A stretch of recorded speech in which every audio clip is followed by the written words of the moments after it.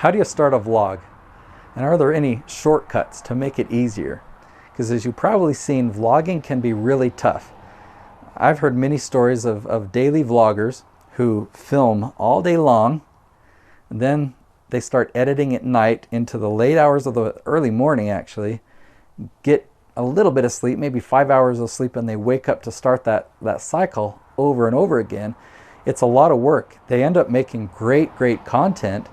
And I've seen some YouTubers be really successful with this strategy, only to end up burning out and quitting. I found a perfect example of a vlogging style, and I've tried it myself. It really works. That really simplifies how to vlog.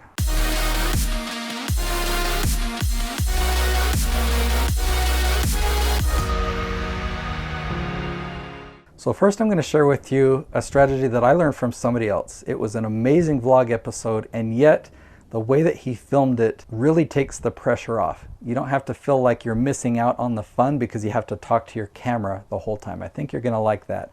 And I'll show you how you can apply it into your vlogging style. And then I'll share another piece of advice of how you can just go out and really experience things and create a better vlog without overthinking it too much.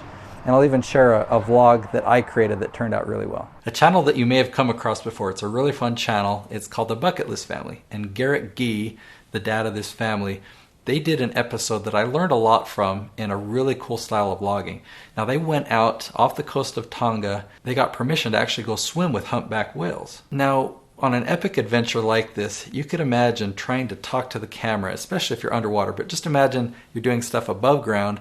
You're experiencing something amazing, like a once-in-a-lifetime opportunity, and the last thing that you want to do is be talking to the camera. Okay, this is what I'm experiencing now.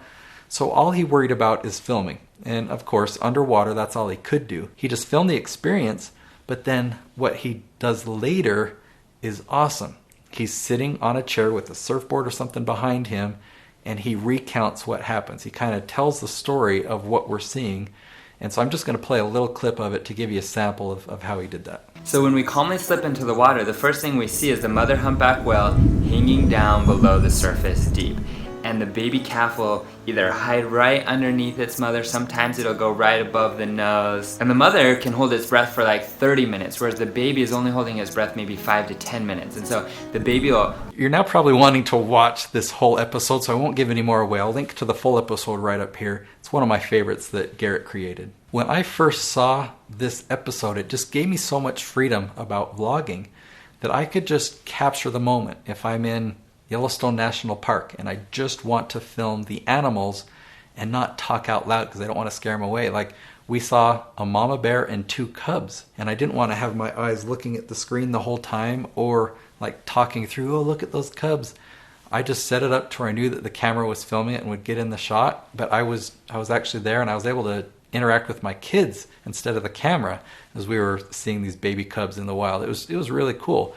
And then later when we got back to the cabin that we had rented, I then told the story of what we saw. I recommend this strategy because it frees you up, and yet when I watched this episode with Garrett, it doesn't really take away from the episode. You think about the documentaries that you see on the Discovery Channel or Earth Day videos that Disney comes out with. There's always that British guy that narrates, so the people focus on capturing the amazing footage and then they just tell the story as a voiceover. In my mind, I think in terms of efficiency, this definitely makes things a lot easier. So I actually enjoy vlogging myself. I can't do it daily. It's just I don't have the energy or the stamina to do it daily.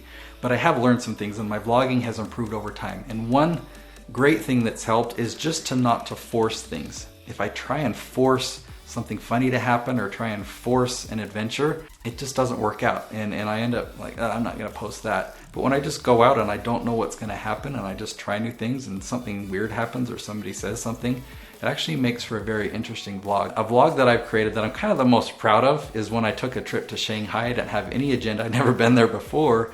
So it was really easy to just vlog and talk about my experience. And I experienced some really cool things from the train, from this skyscraper with a glass floor that I could walk on and look down, pretty scary.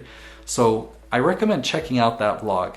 It was really fun to make. I'm kind of proud of this vlog, and I think by watching it, you'll get some ideas of how you could vlog in a much easier way and in a way that is a lot more entertaining.